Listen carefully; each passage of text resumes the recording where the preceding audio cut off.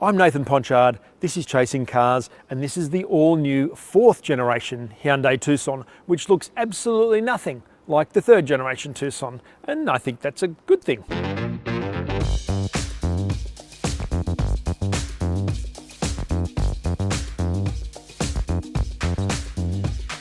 Looking at the front here, the most striking thing about the new Tucson is this whole smoked front grille, which in this Highlander spec is more smoked than the two below it.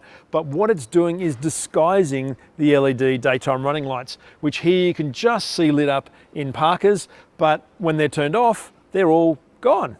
It does make it look a little bit like a Decepticon, but I actually kind of like that. It gives it a real presence in a rearview mirror and makes this car look high-tech and modern. This Highlander here has LED headlights as well, so it has these quite bright lights down the bottom there that make it look really high-tech. It does look like a polished and expensive car. The Tucson and the Tucson Elite below it, though, do still have halogens down the bottom, which does make it look a little bit like yesterday's car. If you thought the front of the new Tucson looked different, though, have a look at the side of it. It is completely different to before.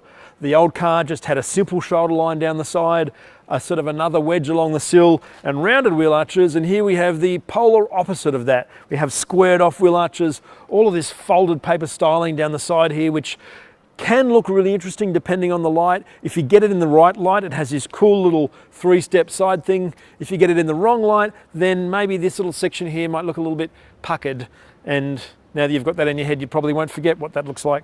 The other new thing is the platform in this car. It is called N3. It is shared with the current Hyundai Santa Fe that was introduced in 2018. And I should probably point out that there are 2 global Tucsons, and we get the supersized version of that.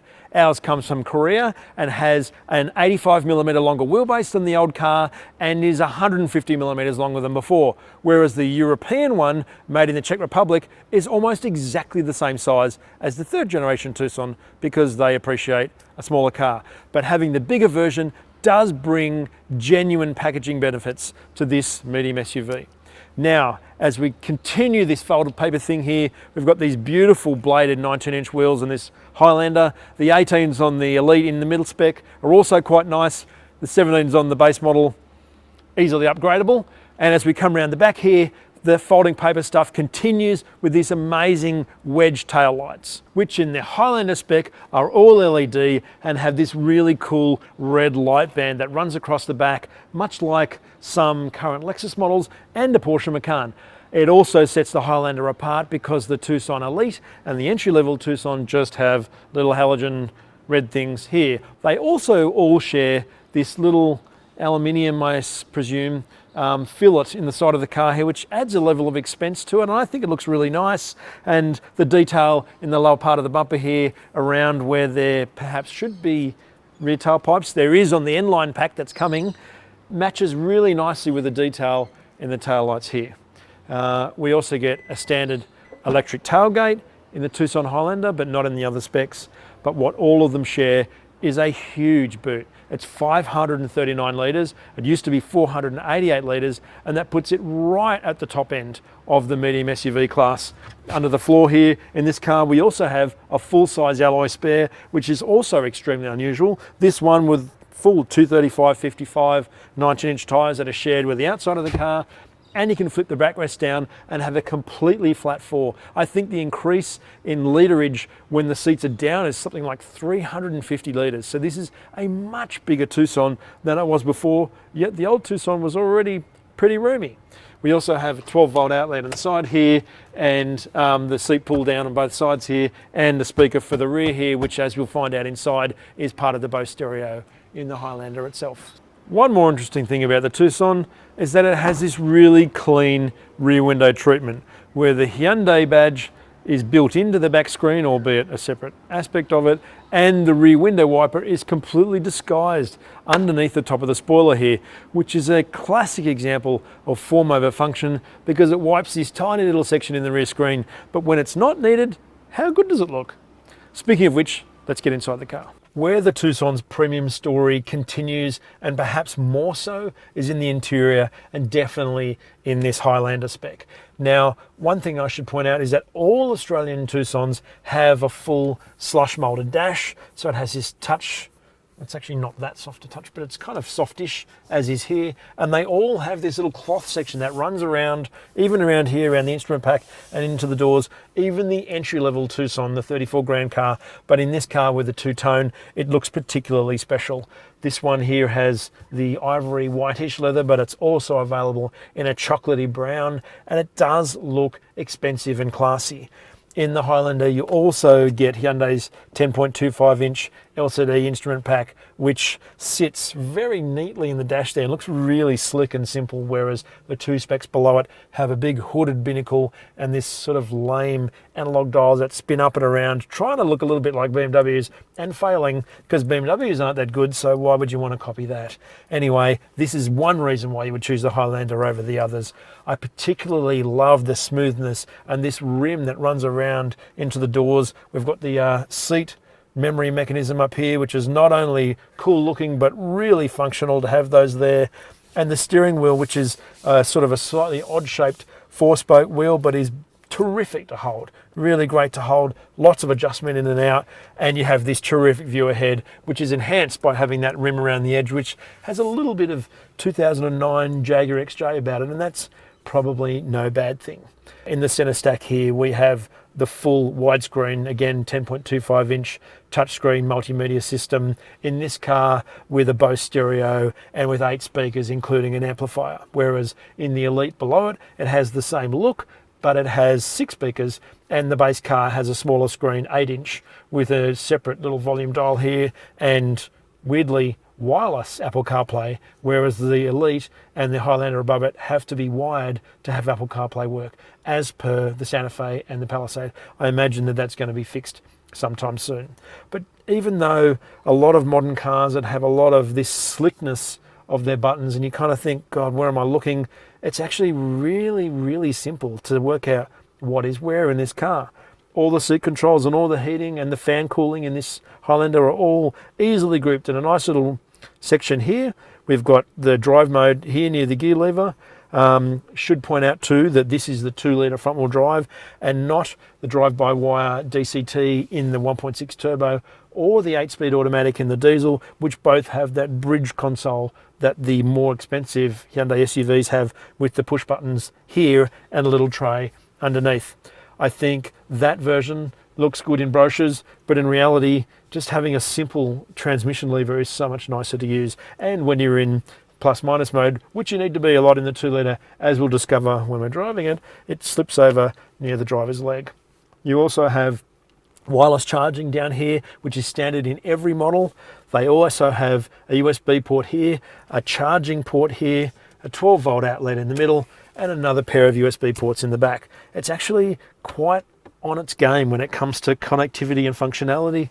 There's a bin in the center here that's reasonably roomy, and I can just fit this nice sugary 1-litre coconut water in the door here, but I think we'll discover in the back that they can't really fit anything. The Highlander also has a full width sunroof, which is again panoramic and beautiful, and just the overall quality of the car, it feels like an expensive car. It feels upmarket, and compared to the previous Tucson, which was okay, it's a huge step ahead. Speaking of which, the back seat will continue that. The Tucson's quality story continues in the back seat here, where for starters, the way that it's presented is lovely. The stitching on all the seats, the simplicity of just having the heated seat controls in this Highlander just on the armrest here, the symmetry of having these lovely vertical air vents which are on every model in the middle, as well as the twin USB ports I mentioned before down the bottom here, really easily accessible and not looking like they're tacked on. Shoving my coconut water into the hole here is a bit like not really happening. Would fit a 600ml bottle, but that's about it. But other than that, everything in here is terrific. I've got a fantastic view ahead in this Highlander. I have a full width sunroof. The seat and the perforation in the seat are just lovely, and the comfort and the legroom and the tow room is massive. It almost makes you question why you would want to buy a Santa Fe, other than the fact that it has 2 rear seats in the back. That's really the only reason you need it, because for room for a 5-seater, this has everything. We have an 8-position adjustable backrest on both sides via a little lever down here, and we have a center armrest as per usual with a pair of cup holders in the middle, fairly small ones, might I say. Netted map pockets here. Other than that, like, what else do you need? You could probably fit a bigger bottle on the door, but I think the Tucson nails everything. Over the last 12 months, the medium budget direct customer paid $861 to comprehensively insure a new Hyundai Tucson. Of course, everybody's situation is different, and the premium will vary according to make and model and other things insurers take into account, such as your postcode, driving history, and who drives the car and where you garage the car. On the launch, driving on a variety of country roads and highways, the Tucson 2-litre averaged around 9.6 litres per 100 kilometres. More challenging hills saw fuel consumption as high as 11.6 litres per 100 kilometres, while steady freeway driving achieved as low as 7.2 litres per 100 kilometres. The 2-litre Tucson is tuned for 91-octane regular unleaded petrol, but is also suitable for 94-octane E10 fuel. Recommended service intervals are every 12 months or 15,000 kilometres on the 2-litre, with pricing capped at $319 per service for the first 5 years or 75,000 kilometres, for a total cost of $1,595. Hyundai's warranty for the Tucson is 5 years with unlimited kilometres. There's also 12 months free roadside assistance. If you service with Hyundai, you'll receive a roadside support plan for up to 10 years, as well as a lifetime service plan. Now, while there will be 3 drivetrains on offer in the new generation Tucson, only one is available from launch, and that is the 2-litre front-wheel drive 6-speed automatic. The other 2 is a 1.6 turbo petrol with all-wheel drive and a 2-litre turbo diesel with all-wheel drive, which we will be driving in a month or two's time. In the meantime, the 2-litre is the starting point, and it's also meant to take up the large majority of sales with the car. So I suppose potentially it's the most important engine. However, it is not the best engine. Hyundai implies that it's a new generation engine, but it isn't. It's had enough internal changes to be able to be called something different, but it is the same engine. And I suppose that's probably the biggest disappointment with the Tucson. It is, at times, a complete nail. It only has 115 kilowatts and 192 newton meters, and that torque is produced at 4,500 revs. And so when you think about it and you think, okay, maybe it won't have much low down torque and only has a 6-speed automatic, all of your greatest fears will be realized when you drive the Tucson in hilly terrain, because it hunts around constantly like yesterday's car, even though this is meant to be the car of tomorrow.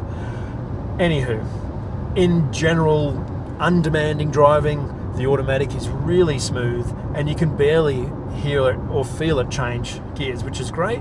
And in cruise control on hills on the freeway, it will actually hold the right gear rather than losing speed. So there's 2 good things, but I just think the rest of it is just really letting the car down. It doesn't have very good refinement above 4,500 revs.